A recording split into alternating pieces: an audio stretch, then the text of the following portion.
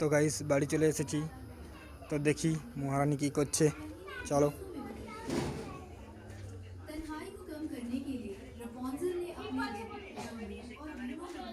আরে কি করছো? এই দেখছো গাইস, বসে বসে ফোন দেখছে, কোনো কাজকর্ম নেই, সব বিছান কাতরা সব এলোমেলো হয়ে পড়ে আছে।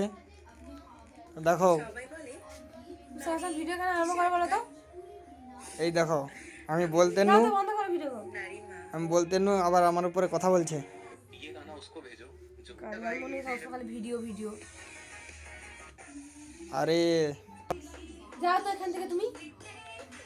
আরে খেদিয়ে দিচ্ছ, তোমার পছন্দের একটা জিনিস এনেছি।